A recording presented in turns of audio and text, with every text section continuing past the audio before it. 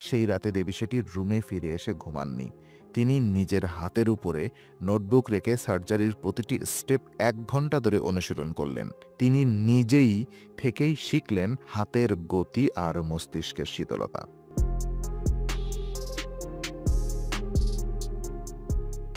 ভাবুন তো, একটা রাত, ঘড়িতে তখন 2টা 15 মিনিট, বেঙ্গালুরুর নারায়ণা হেলথ সিটির বিশাল কমপ্লেক্সটা প্রায় নিস্তব্ধ। বাইরে হালকা বৃষ্টি, হাসপাতালের কাজ ভেজা, কিন্তু ভেতরে হাজারো মানুষের গল্প গর্জন করে চলেছে। এমার্জেন্সি একটা দরজা হঠাৎ খুলে গিয়ে একজন মানুষ স্ট্রেসারে ঢুকে পড়ল। তার বুকে ব্যথা অসহ্য, তার পরিবারের চোখে ভয় আর অন্ধকার। একটি নার্স দৌড়ে আসে, ডাক্তারের হাঁটার শব্দ, মনিটরে বিপ বিপ বিপ শব্দ। সিদ্ধান্ত নিতে সময় মাত্র কয়েক মিনিট। এই হাসপাতালের দেওয়ালগুলো দিনের পর দিন একটাই প্রশ্ন শোনে: জীবন বাঁচাতে কত টাকা লাগে? আর এই প্রশ্নের সামনে এক অসম্ভব ব্যক্তিত্ব দাঁড়িয়ে আছেন, একজন সার্জন, সাদা অ্যাপ্রনের ভাঁজে, যার লুকিয়ে আছে হাজারো সার্জারির অভিজ্ঞতা, স্টিল নির্ভুল সিদ্ধান্ত নেওয়ার শীতলতা, আর সেই মানুষের মধ্যে এক অফুরন্ত সহানুভূতি। তিনি ডক্টর দেবী প্রসাদ শেট্টি, যাকে পৃথিবী বলে the Henry Ford of heart surgeon. কিন্তু তার গল্পটা কি সত্যি এত সরল? একদমই না। কারণ এই মানুষটিকে নিয়ে আজ ভারত, বাংলাদেশ, এশিয়া সব জায়গায় এক বিতর্ক বারবার ধাক্কা দেয়। ডক্টর দেবী শেঠির মডেল, এটা কি সত্যি মানবিক চিকিৎসা, নাকি একটি দারুণভাবে সাজানো ব্যবসায়িক খেলা? এই ডকুমেন্টারিতে আমরা যাব সেই সত্যের গভীরে, যেখানে রয়েছে বিস্ময়, ইতিহাস, রাগ, চোখের জল, রাজনীতি, পুরো কর্পোরেশনের চাপে দাঁড়ানো এক মানুষ, আর এমন এক হসপিটালের গল্প যেটা দিনে 30 থেকে 40টি হার্ট সার্জারি করে, যেখানে অন্য হসপিটাল একদিনে মাত্র 3 থেকে 5টা করতে পারে। একটা প্রশ্ন দিয়ে এই যাত্রা শুরু করা যাক। দেবী সেটি আসলে কাকে বাঁচাতে চান, মানুষকে নাকি নিজের ভীষণকে? তো প্রথমে তার চাইল্ডহুড, এক গ্রামের গল্প, জন্ম এবং কিংবদন্তির। গল্পটা শুরু হয় 1953 সালে কর্ণাটকের ছোট শহর মাঙ্গালোরে। এক মধ্যবিত্ত কন্নড় পরিবার, এক ঘরে 12 জন ভাই বোন, হাসাহাসির মধ্যে বড় হওয়া একজন শান্ত, কৌশলী এবং কৌতূহলী ছেলে, নাম দেবী প্রসাদ শেঠি। সব শিশুর একটা করে নায়ক থাকে।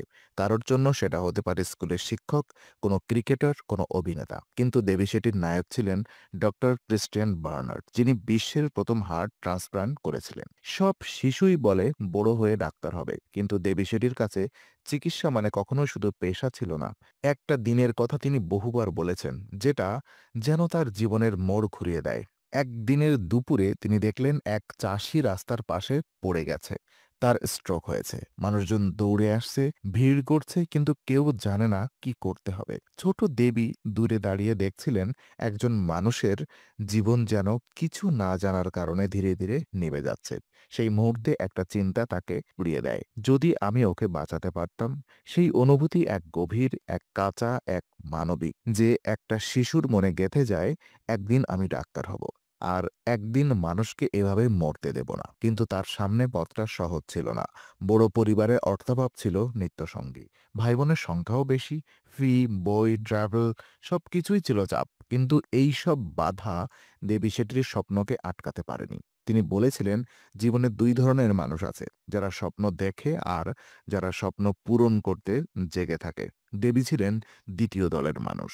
তো মেডিকেল স্কুল, প্রথম সার্জারির ভয়, প্রথম জয়ের আনন্দ। দেবী শেঠি এমবিবিএস যাত্রা শুরু হয় কর্ণাটকের কস্তুরবা মেডিকেল কলেজে। এটা সেই সময় ছিল যখন ভারতের মেডিকেল শিক্ষা পদ্ধতি কড়া, কঠিন এবং ভয়ঙ্করভাবে প্রতিযোগিতাপূর্ণ। ক্লাসরুমে 200 ছাত্র, কিন্তু শেষ পর্যন্ত টিকে থাকে হয়তো 20 থেকে 30 জন। প্রথম দিন থেকেই তিনি বুঝেছিলেন, এটা সাধারণ জায়গা নয়। এখানে আপনি যদি এক মুহূর্ত নজর না রাখেন, আপনি ছিটকে পড়বেন। বস্তুত একজন মেডিকেল ছাত্রের জীবনে সবচেয়ে চ্যালেঞ্জিং মুহূর্ত, তার প্রথম সার্জারি দেখা। কোথাও একটা ভয়, আমি কি পারবো? আমার হাত কি কাঁপবে? আমি কি একটা ভুল করে ফেলবো? দেবী সেটি বলতেন, প্রথম অটপসি, প্রথম বডি ডিসেকশন, প্রথম সার্জারি, এগুলো ছাত্রকে ভেঙে ফেলতে পারে অথবা গড়ে তুলতে পারে। আমি দ্বিতীয় দলের ছিলাম, কারণ আমি ভয় থেকে পালাইনি। রাতভর ওয়ার্ডে কাজ করা, রোগীদের সঙ্গে কথা বলা, নার্সদের থেকে শেখা, সিনিয়র ডাক্তারদের কাজ দেখে বোঝা, এই সবই তার দক্ষতা তৈরি করছিল। একটা রাতে ওয়ার্ডে এক ছোট শিশু শ্বাসকষ্টে কাঁদছিল। ডাক্তাররা ব্যস্ত, সিনিয়ররা অন্য কেসে, কিন্তু দেবী সেটি এগিয়ে গেলেন। শিশুকে শান্ত করলেন, অক্সিজেন সেট করলেন, মায়ের হাত ধরে বললেন, চিন্তা করবেন না, ও ঠিক হয়ে যাবে। পরদিন শিশুটি হাসছিল। মা কাঁদতে কাঁদতে বললেন, আপনি শুধু ডাক্তার নয়, আপনি মানুষ। এই কথাটা দেবীকে বদলে দিয়েছিল। তিনি বুঝেছিলেন একজন সার্জন শুধু হাত দিয়ে নয়, হৃদয় দিয়েও রোগীকে বাঁচায়। এমবিবিএস শেষ হতেই তার কাছে দুটো পথ ছিল, ভারত থেকেই মাস্টার্স করা অথবা বিদেশে গিয়ে বিশ্বের সেরা কার্ডিয়াক সার্জারির প্রশিক্ষণ নেওয়া। তিনি বেছে নিলেন দ্বিতীয় পথ। তো প্রথমে ইউকে ট্রেনিং। লন্ডনে ঠান্ডা রাতে জন্ম নিল এক বিপ্লব। চিকিৎসা জীবনের সবচেয়ে কঠিন এবং গুরুত্বপূর্ণ সময় শুরু হয় যুক্তরাজ্যে। তিনি লন্ডনের ব্রম্পটন হাসপাতালে কার্ডিয়াক সার্জারি ট্রেনিং নিতে পৌঁছান। এটা শুধু দক্ষতা বাড়ানোর জায়গা ছিল না, এটা ছিল এক যুদ্ধক্ষেত্র। এখানে ভুল মানেই মৃত্যু, এখানে ভুল মানেই ক্যারিয়ার শেষ। প্রতিদিন সকাল ৫টায় উঠতে হতো, রাত ১টা পর্যন্ত ওয়ার্ডে কাজ। যদি জরুরি কেস আসে, পুরো রাত জেগে সার্জারি। দেবী সেটির হাত কাঁপত, কিন্তু ভয় তাকে থামাতে পারত না। একদিন একজন সিনিয়র সার্জন বলে উঠলেন, Debi, you are too slow. Cardiac surgeon doesn't wait for fair or dove. সেই রাতে দেবী সেটির রুমে ফিরে এসে ঘুমাননি। তিনি নিজের হাতের উপরে নোটবুক রেখে সার্জারির প্রতিটি স্টেপ ১ ঘন্টা ধরে অনুশীলন করলেন। তিনি নিজেই থেকেই শিখলেন হাতের গতি আর মস্তিষ্কের শীতলতা। এই দুটোই সার্জনের অস্ত্র। তার প্রশিক্ষণে যে অভ্যাস তৈরি হয়েছিল, প্রতিদিন নোট নেওয়া, কত রোগী মারা গেল, কেন মারা গেল, কি ভুল হতে পারে, এই সবই তার ভবিষ্যৎ বিশ্বের চিকিৎসা ব্যবস্থায় বিপ্লব আনার ভিত্তি তৈরি করে দেয়। তো ব্যাক টু ইন্ডিয়া। এক ছোট ভুল, এক বড় দর্শন। লন্ডনে জীবন স্থিতিশীল হয়ে গিয়েছিল। মাসে ভালো বেতন, ভালো সুযোগ, ভালো ভবিষ্যৎ। কিন্তু দেবী সেটি জানতেন এটা তার শেষ গন্তব্য নয়। তিনি ভারতের জন্য কিছু করতে চান, কারণ তিনি জানতেন ভারতে তখন হার্ট সার্জারি করা মানে ছিল ধনীদের জন্য সুবিধা, গরিবদের জন্য মৃত্যু। ভারতে ফিরে আসার পরে তিনি বুঝলেন দেশে দুই ধরনের হাসপাতাল রয়েছে। এক, প্রিমিয়াম, যেখানে সার্জারি খরচ ৪ থেকে ৮ লক্ষ টাকা, আর দুই, সরকারি, যেখানে অপেক্ষার তালিকা কয়েক মাস বা বছর। একদিন এক রোগীর মৃত্যু দেবী সেটিকে ভেতর থেকে নাড়িয়ে দেয়। দরিদ্র এক কৃষক, টাকা ছিল না, তার সার্জারি ১ সপ্তাহ পিছিয়ে দেওয়া হয়েছিল। সেই সপ্তাহের মধ্যেই মানুষটি মারা যায়। দেবী সেটি খুব পরিষ্কারভাবে বলেছিলেন, গরিবরা টাকা না থাকার কারণে মরবে, এটা আমি কোনোভাবেই মেনে নিতে পারি না। এই ঘটনা তাকে মানসিকভাবে কাঁপিয়ে দেয়।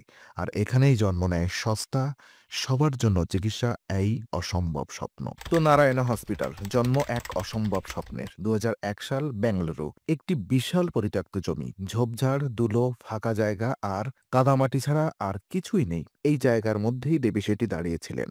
তার পাশে কয়েকজন তরুণ ডাক্তার, তাদের চোখে সন্দেহ, ভয়, কৌতূহল সব মিলেমিশে।